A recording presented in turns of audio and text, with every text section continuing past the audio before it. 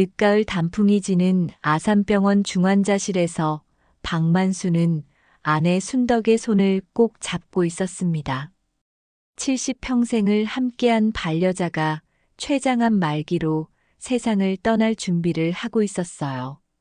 산소호흡기 소리만이 적막한 병실을 채우고 있었습니다. 여보, 애들은 언제 오나요? 순덕이 가늘고 떨리는 목소리로 물었습니다.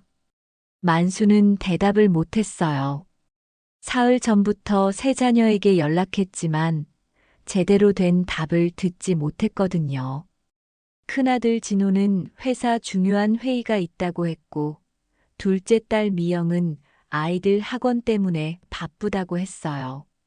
막내 준수는 아예 전화를 받지 않았습니다. 곧 올 거예요. 조금만 기다려봐요. 만수가 애써 밝은 목소리로 말했습니다. 순덕은 고개를 끄덕이며 미소를 지었어요. 그녀는 마지막까지도 자식들을 기다리고 있었습니다. 당신, 제가 먼저 가도 애들한테 너무 서운해하지 마세요. 순덕이 만수의 손을 쓰다듬으며 말했습니다. 요즘 아이들은 다들 바쁘니까요. 하지만 만수는 속이 상했습니다. 아무리 바빠도 어머니가 돌아가실 때 곁에 있어주는 게 자식 도리 아닌가요? 그는 30년간 작은 봉제 공장을 운영하며 세 자녀를 모두 대학까지 보냈어요. 진호는 명문대를 졸업해 대기업에 다니고 미영은 좋은 집안 의사와 결혼했으며 준수도 자기 사업을 하고 있었습니다. 오후 6시 순덕은 만수의 손을 잡은 채 조용히 눈을 감았습니다. 마지막까지 자식들을 기다렸지만 그들은 끝내 나타나지 않았어요.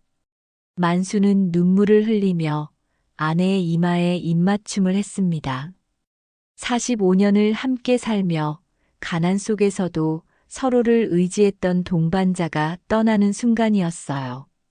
장례 준비를 위해 자식들에게 다시 연락했습니다. 이번에는 모두 나왔지만 그들의 모습은 만수가 기대했던 것과 달랐어요. 아버지, 장례는 간소하게 치르죠. 진호가 첫마디로 말했습니다. 요즘 회사 상황이 좋지 않아서 너무 크게 할 수는 없을 것 같아요. 미영도 고개를 끄덕였어요. 맞아요, 아버지. 저희도 아이들 교육비 때문에 여유가 없거든요. 검소하게 하는 게 어머니 뜻에도 맞을 거예요. 막내 준수는 아예 다른 이야기를 꺼냈습니다.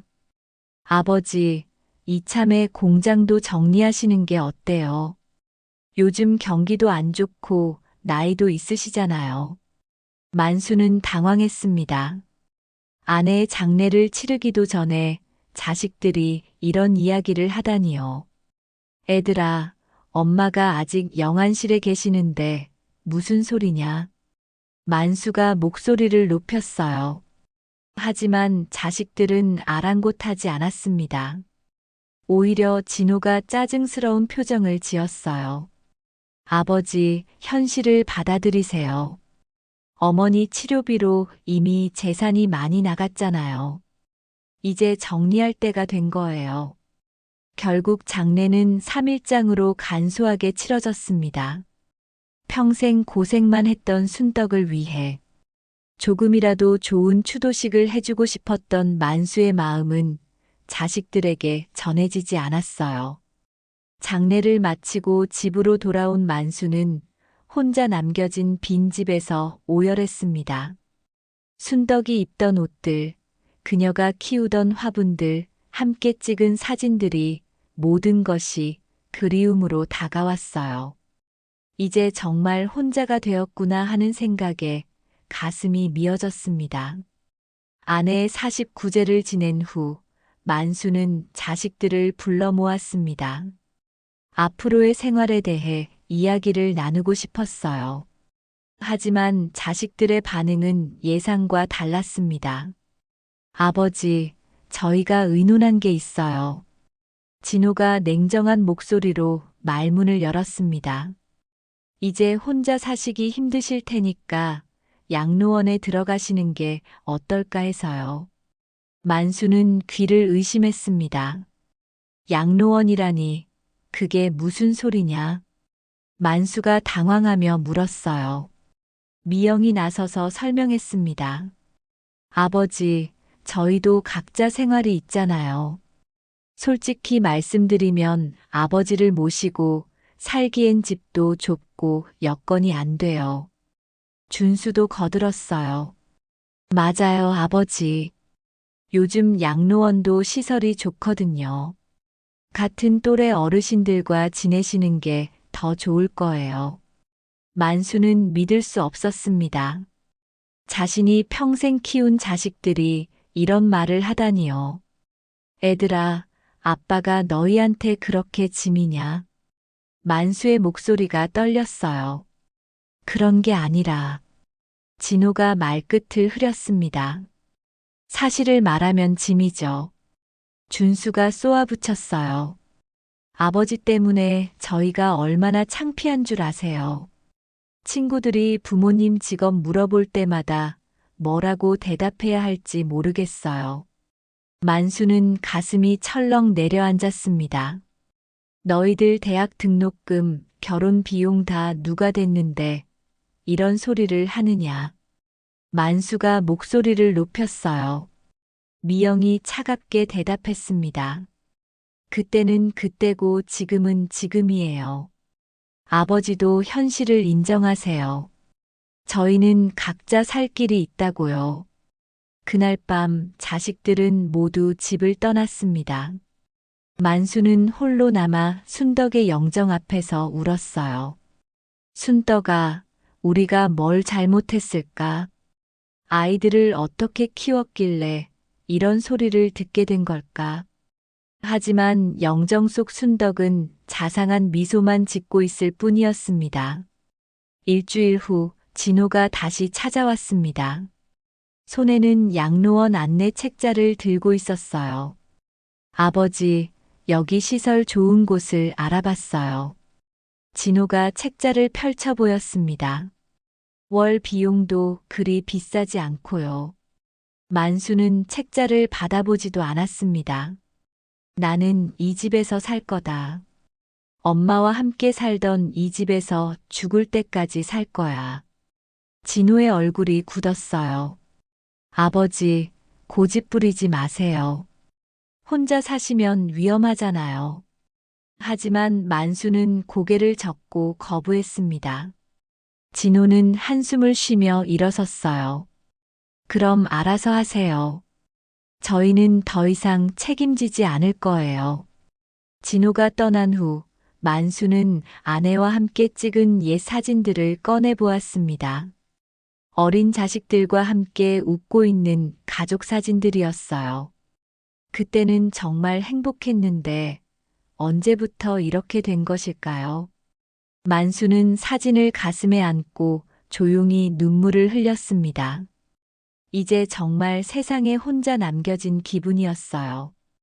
한 달이 지나자 생활비 문제가 심각해졌습니다.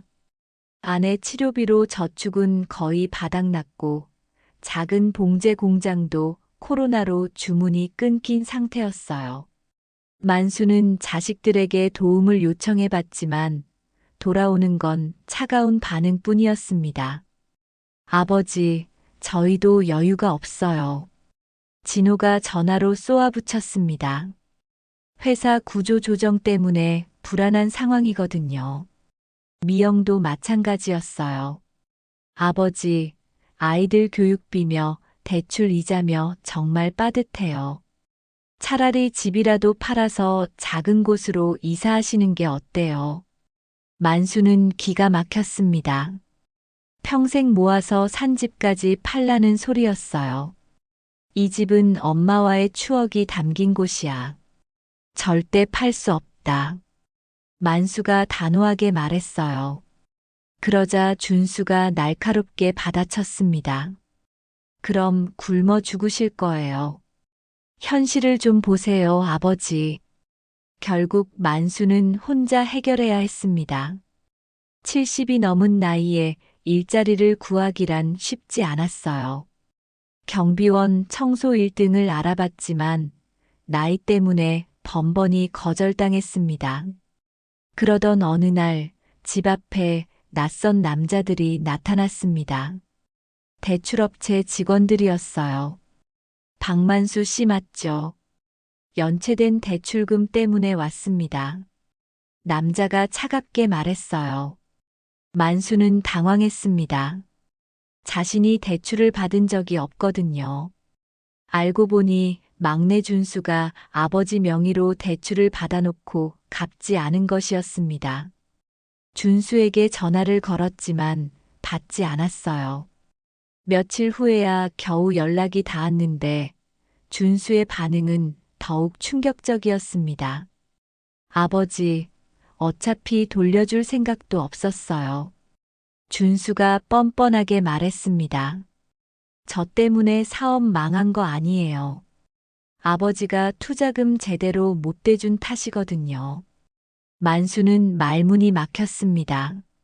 준수가 사업 자금이 필요하다고 해서 집을 담보로 대출을 받아준 것인데 이제 와서 이런 말을 하다니요. 그 돈은 내가 사업하라고 준 거잖아.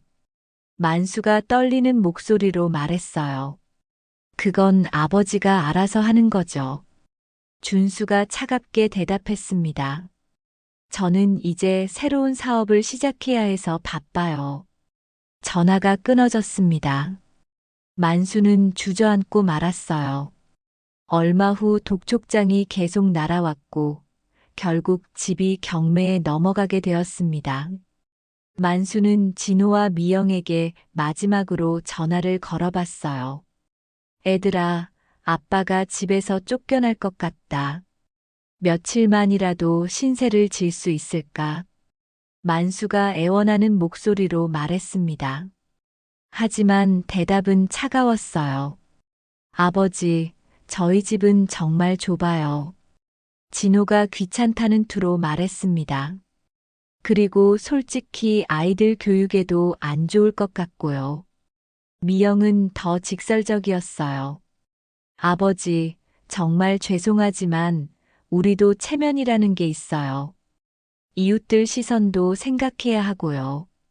결국 만수는 평생 살던 집에서 쫓겨나게 되었습니다. 짐을 챙기면서 순덕의 영정과 몇 장의 사진, 그리고 낡은 옷가지만을 들고 나왔어요.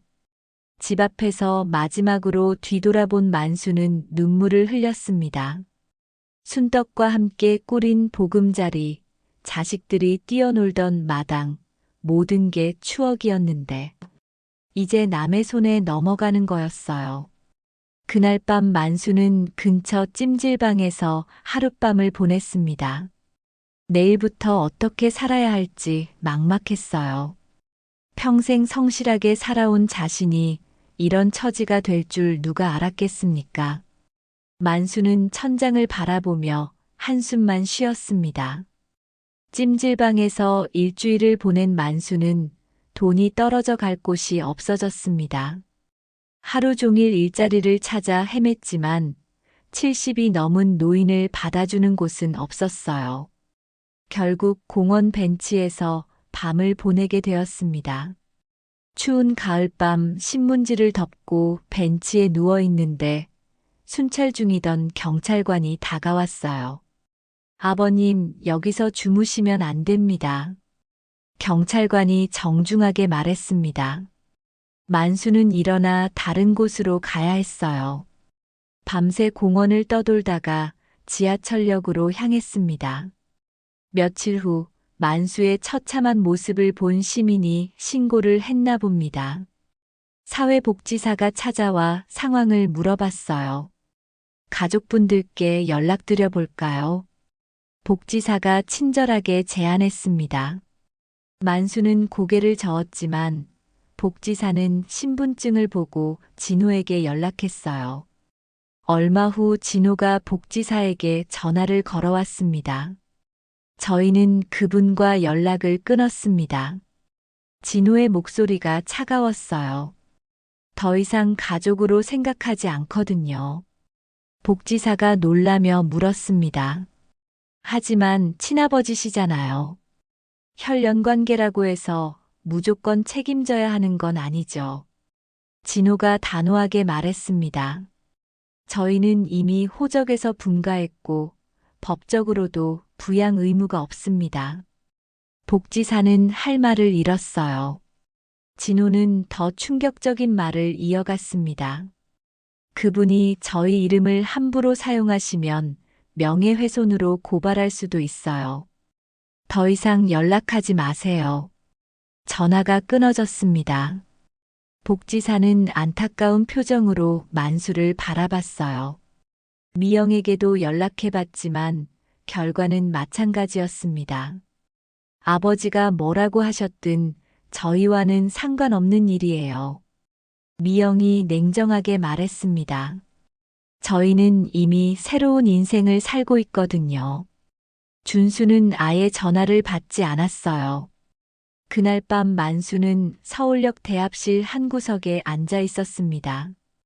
평생을 바쳐 키운 자식들이 자신을 완전히 부정하고 있다는 사실이 믿어지지 않았어요. 순떡아, 내가 뭘 잘못했을까? 만수가 아내의 사진을 꺼내보며 속삭였습니다. 아이들이 이렇게까지 야박할 줄 몰랐어. 며칠 후 더욱 충격적인 일이 벌어졌습니다. 만수가 근처 슈퍼에서 라면을 사려고 하는데 카드가 정지되어 있었어요. 알고 보니 자식들이 만수의 모든 계좌를 동결시켜 놓은 것이었습니다. 은행에 가서 확인해 보니 진호가 치매를 앓고 있는 아버지의 재산 관리를 위해 성년후견인 신청을 했다는 거였어요.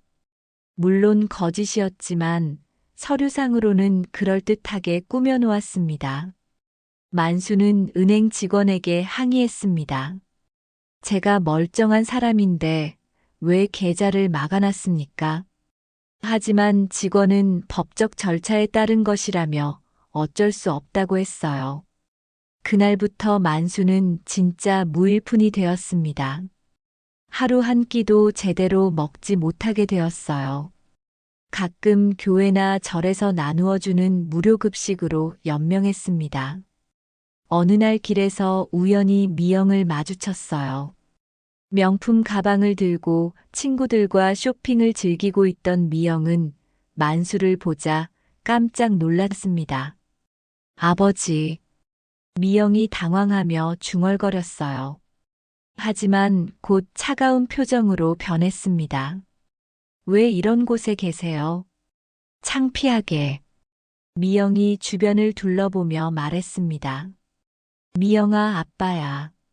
만수가 다가가려 했지만 미영은 뒤로 물러섰어요. 저 사람 모르는 사람이에요. 미영이 친구들에게 말하며 급히 자리를 떴습니다. 만수는 그 자리에 서서 딸의 뒷모습을 바라봤어요. 자신이 키운 딸이 길에서 자신을 모른다고 할 줄은 꿈에도 몰랐습니다. 그날 만수는 정말로 세상에 홀로 남겨진 사람이 되었다는 것을 깨달았습니다. 겨울이 다가오면서 만수의 생활은 더욱 절망적이 되었습니다. 서울역 대합실에서 밤을 보내고 낮에는 일자리를 찾아 헤매는 일상이 반복되었어요. 몸은 날로 야위어 갔고 옷은 너덜너덜해졌습니다. 어느 추운 겨울날 만수는 폐지를 주우며 하루하루를 버티고 있었어요. 손은 꽁꽁 얼고 등은 구부정해졌지만 살기 위해서는 어쩔 수 없었습니다. 그런데 폐지를 주우러 간 고급 아파트 단지에서 또다시 충격적인 장면을 목격했어요.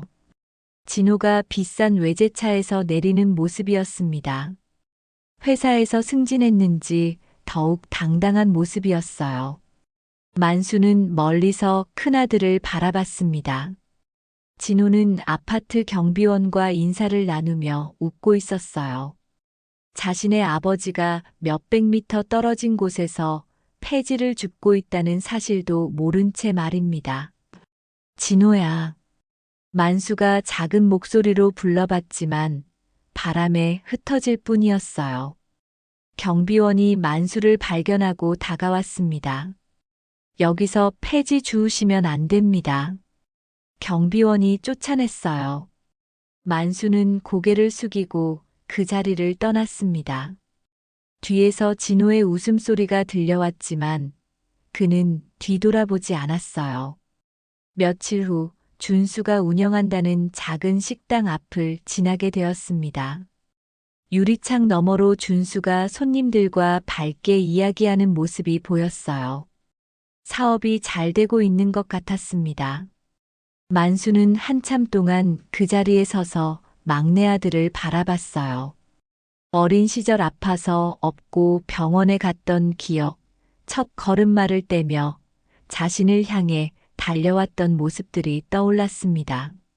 준수가 문을 열고 나오는 순간 만수와 눈이 마주쳤어요. 준수는 잠깐 놀란 표정을 지었지만 곧 고개를 돌렸습니다.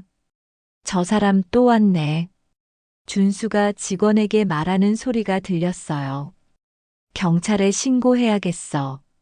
만수는 서둘러 그 자리를 떠났습니다. 자신의 아들이 자신을 신고하겠다고 하다니 이보다 더 참담할 수는 없었어요. 그날 밤 만수는 한강변에 앉아 있었습니다. 차가운 바람이 뺨을 때렸지만 더 이상 춥지도 않았어요. 모든 감각이 무뎌진 것 같았습니다. 순떡아, 나도 이제 그만 가면 안 될까? 만수가 강물을 바라보며 중얼거렸어요. 이렇게 사는 게 무슨 의미가 있나 싶어. 그때 옆에서 누군가가 말을 걸었습니다. 아저씨, 뭘 그렇게 심각하게 생각하세요? 돌아보니 비슷한 처지로 보이는 50대 남성이 있었어요. 김 씨라고 자신을 소개한 그는 만수에게 따뜻한 커피 한 잔을 건넸습니다. 저도 자식들한테 버림받았어요. 김 씨가 쓴웃음을 지으며 말했어요. 그래도 죽으면 안 되죠. 언젠가는 후회할 날이 올 거예요. 만수는 고개를 저었습니다. 제 자식들은 아닐 거예요. 그들에게 저는 이미 죽은 사람이거든요. 그래도 살아야죠. 김 씨가 만수의 어깨를 토닥였어요. 혹시 모르잖아요. 인생이 바뀔지. 그날 밤 만수는 김 씨와 함께 지하도에서 밤을 보냈습니다. 비록 바닥이 차가웠지만 오랜만에 사람의 온기를 느낄 수 있었어요. 혼자가 아니라는 것만으로도 조금은 위안이 되었습니다. 하지만 여전히 앞이 보이지 않는 절망적인 현실은 변하지 않았어요. 죄송합니다. 6장만 따로 보여드리겠습니다. 제6장 마이너스 기적 같은 소식. 봄이 오고 있었지만 만수에게는 아무런 의미가 없었습니다. 1년 가까이 길거리에서 생활하며 몸은 더욱 야위어졌고 정신적으로도 많이 지쳐 있었어요. 그날도 평소와 다름없이 서울역 대합실에서 시간을 보내고 있었습니다. 그런데 갑자기 정장을 입은 한 남성이 만수 앞에 다가왔어요. 50대 정도로 보이는 그는 정중하게 인사를 했습니다. 박만수 씨가 맞으시죠? 남성이 명함을 건네며 말했어요. 저는 최영준 변호사라고 합니다. 만수는 의심스러운 눈빛으로 그를 바라봤습니다. 자신 같은 노숙자에게 변호사가 찾아올 이유가 없거든요. 혹시 잘못 찾아오신 거 아닌가요? 만수가 조심스럽게 물었어요. 최 변호사는 고개를 저으며 서류를 꺼냈습니다. 아닙니다. 정확히 박만수 씨를 찾고 있었어요. 중요한 이야기가 있는데 조용한 곳에서 말씀드리고 싶습니다. 최 변호사는 만수를 근처 호텔 로비로 안내했어요. 깔끔한 공간에 앉아 차를 마시며 최 변호사가 입을 열었습니다. 박만수 씨의 형님이신 박만길 씨를 아시죠? 최 변호사가 신중하게 말했어요. 만수는 고개를 끄덕였습니다. 형 만길은 20년 전 미국으로 이민을 떠났는데 그 후 연락이 끊어진 상태였어요. 형님께서 지난달 미국에서 돌아가셨습니다. 최 변호사가 안타까운 표정으로 말했어요. 그런데 놀라운 소식이 있어요. 만수는 형의 부고 소식에 마음이 아팠지만 동시에 궁금했습니다. 형님이 캘리포니아에서 IT 관련 사업으로 큰 성공을 거두셨어요. 최 변호사가 서류를 펼쳐 보였습니다. 부동산만 해도 수십억 원 규모이고 주식과 현금을 합치면 총 재산이 200억 원이 넘습니다. 만수는 믿을 수 없다는 표정을 지었어요. 형님이 그렇게 성공하셨다고요. 그런데 왜 연락을? 박만길 씨께서 가족과 연락을 끊고 사신 이유가 있어요. 최 변호사가 설명했습니다. 사업 초기에 도움을 요청했지만 가족들이 외면했던 아픈 기억 때문이었죠. 하지만 마지막까지 동생분을 그리워하셨어요. 최 변호사는 봉투를 하나 더 꺼냈습니다. 이것은 형님이 직접 쓰신 편지입니다. 만수는 떨리는 손으로 편지를 받았어요. 형의 친필로 쓰인 편지였습니다. 만수야, 형이 먼저 가는구나. 미안하다. 그동안 연락하지 못해서 내가 어떻게 살고 있는지 늘 궁금했다. 혹시 힘들게 살고 있을까봐 걱정이 많았어. 이 모든 재산을 너에게 물려주고 싶다. 하지만 조건이 있다. 내가 정말 좋은 사람인지, 돈 때문에 변하지 않는 사람인지 확인하고 싶어. 최 변호사가 모든 걸 설명해 줄 거야. 만수는 눈물을 흘리며 편지를 읽었습니다. 형님. 만수가 목이 메어 말했어요. 최 변호사가 말을 이었습니다. 상속에는 조건이 있어요. 박만수 씨가 일정 기간 동안 가명을 사용하며 자신의 정체를 숨기고 생활하셔야 해요. 그 과정에서 주변 사람들, 특히 가족들이 어떻게 반응하는지 지켜보시는 거죠. 만수는 형의 뜻을 이해했습니다. 돈이 있을 때와 없을 때 사람들이 어떻게 달라지는지 보고 싶어 하는 것 같았어요. 어떻게 하시겠습니까? 최 변호사가 물었습니다. 만수는 잠시 생각해 봤습니다. 자신을 버린 자식들에게 복수할 수 있는 기회가 온 것일까요? 아니면 정말로 그들이 뉘우치고 돌아올 기회를 주는 것일까요? 해보겠습니다. 만수가 결심에 찬 목소리로 대답했어요. 그날부터 만수의 인생이 완전히 바뀌었습니다. 최 변호사가 마련해준 고급 호텔에서 몸을 씻고 새 옷을 갈아입었어요. 거울 속의 자신이 낯설 정도였습니다. 이제 박대길이라는 새로운 이름으로 새로운 인생이 시작되는 거였어요. 일주일 후 박대길로 변신한 만수는 첫 번째 시험을 시작했습니다. 미국에서 성공한 사업가로 귀국했다는 설정이었어요. 최 변호사가 완벽한 신분을 만들어 주었습니다. 가장 먼저 만날 대상은 큰아들 진호였어요. 진호가 다니는 회사에 투자 상담을 요청한다는 명목으로 접근했습니다. 안녕하세요, 박대길입니다. 만수가 정중하게 인사하며 진호와 악수를 나눴어요. 진호는 박대길이 미국에서 성공한 사업가라는 소개를 듣자 눈빛이 달라졌습니다. 평소보다 훨씬 공손한 태도로 변했어요. 미국에서 오래 사업하셨다니 정말 존경스럽습니다.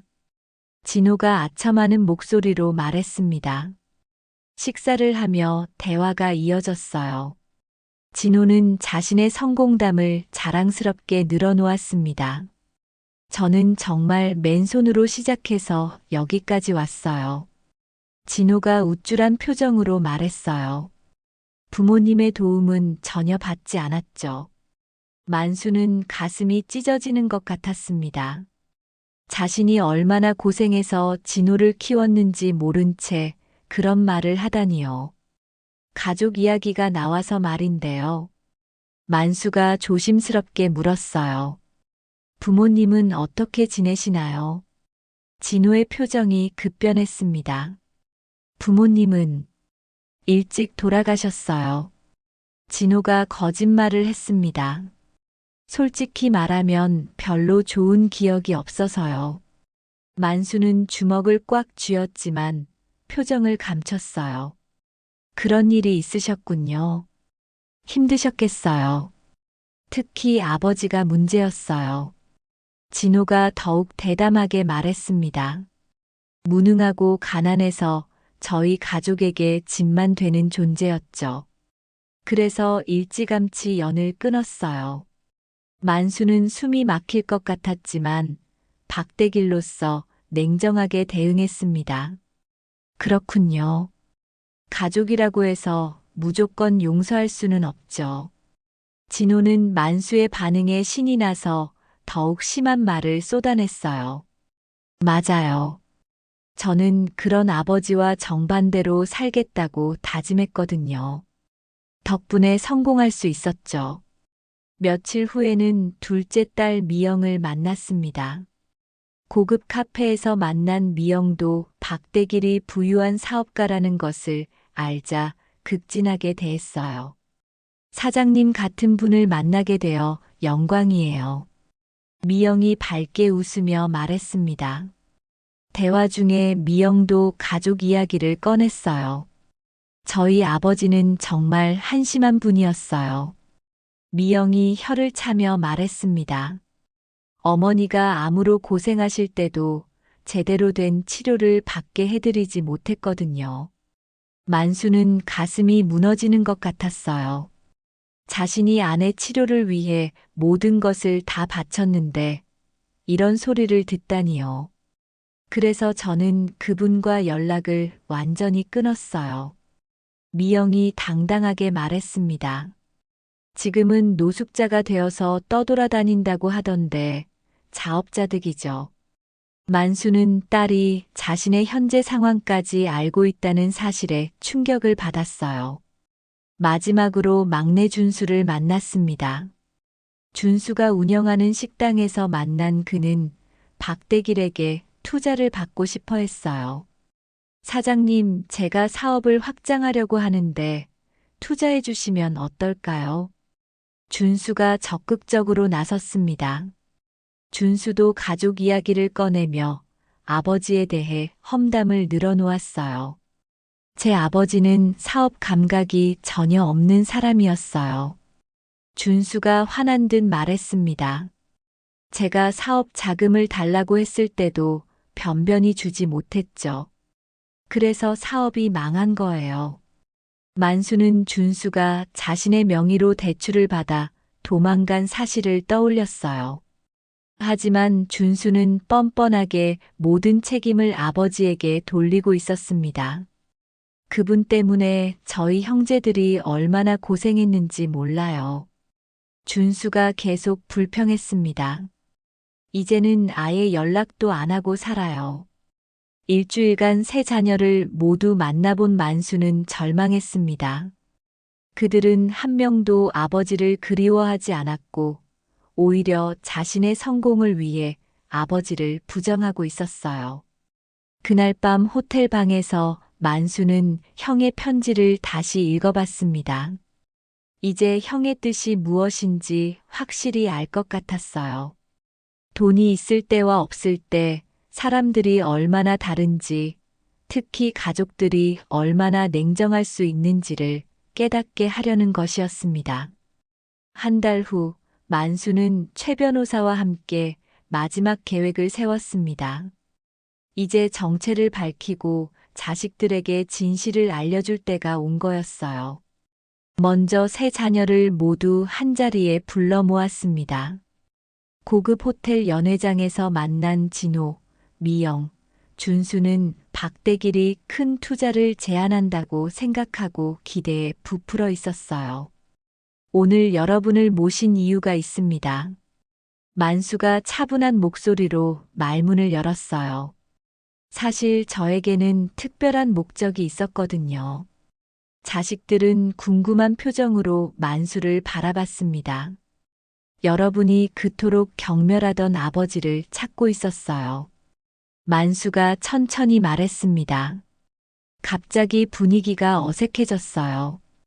진호가 불편한 표정을 지었습니다. 무슨 말씀이신지 잘 모르겠는데요.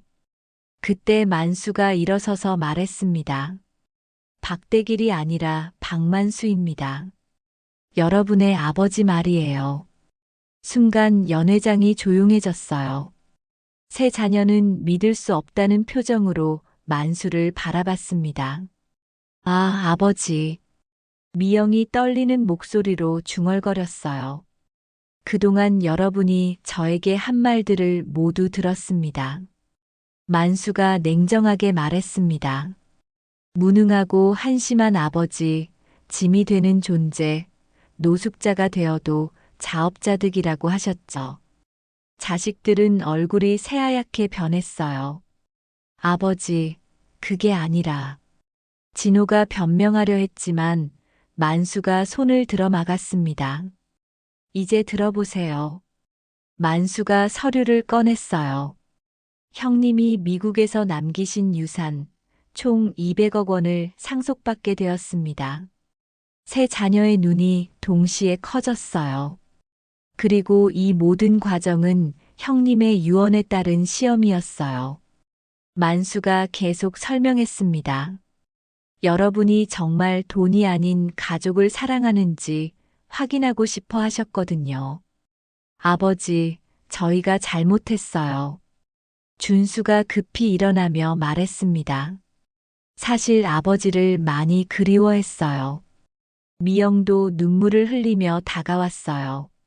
아버지, 정말 미안해요. 저희가 너무했어요. 하지만 만수는 차가운 표정을 유지했습니다. 여러분이 진심으로 뉘우친다면 기회를 드리겠습니다. 만수가 말했어요. 하지만 조건이 있어요. 무엇이든 하겠습니다. 진호가 간절하게 말했습니다. 만수는 준수를 바라봤어요. 먼저 준수, 너는 내 명의로 받은 대출금을 모두 갚고 사과해야 해요. 그리고 앞으로 1년간 매달 용돈을 드리며 효도하시오. 준수는 고개를 끄덕였어요. 미영, 너는 앞으로 어머니 기일과 생신을 챙기고 주말마다 안부를 물어야 해요. 네, 아버지. 미영이 눈물로 대답했습니다. 진호, 너는 회사 사람들에게 아버지가 살아계시다고 말하고 가족 모임에 항상 모시고 다녀야 해요. 진호도 고개를 숙였어요. 그리고 가장 중요한 건 만수가 목소리를 높였습니다. 앞으로 돈이 있든 없든 가족을 소중히 여기라는 거예요. 그날 이후 세 자녀는 정말로 변했습니다. 준수는 대출금을 모두 갚고 매주 아버지를 찾아뵈었어요. 미영은 어머니 제사를 정성스럽게 모시고 자주 안부를 물었습니다. 진호는 회사 동료들에게 아버지를 자랑스럽게 소개했어요. 만수는 상속받은 재산으로 자선 사업을 시작했습니다. 노숙자들을 위한 쉼터를 만들고 어려운 가정의 아이들을 도왔어요. 그리고 일부는 자식들의 미래를 위해 저축해뒀습니다. 어느 일요일 오후 온 가족이 모여 순덕의 묘소를 찾았어요. 만수는 아내의 묘비 앞에 무릎을 꿇고 말했습니다. 순덕아, 애들이 다시 돌아왔어. 이제 정말 가족다운 가족이 되었네. 진호, 미영, 준수도 모두 어머니 앞에서 사과했어요. 그리고 앞으로는 절대 가족을 버리지 않겠다고 약속했습니다. 저녁에 집으로 돌아온 만수는 형의 사진 앞에 앉았어요. 형님, 고마워요. 덕분에 진짜 가족의 소중함을 깨달았습니다. 그때 진호가 차를 한 잔 가져다 드렸어요. 아버지, 앞으로는 제가 모시겠습니다. 만수는 따뜻한 미소를 지으며 아들의 손을 잡았습니다. 비록 힘든 시간을 보냈지만 결국 진정한 가족의 의미를 찾을 수 있었어요. 이제 정말로 행복한 노후를 보낼 수 있을 것 같았습니다.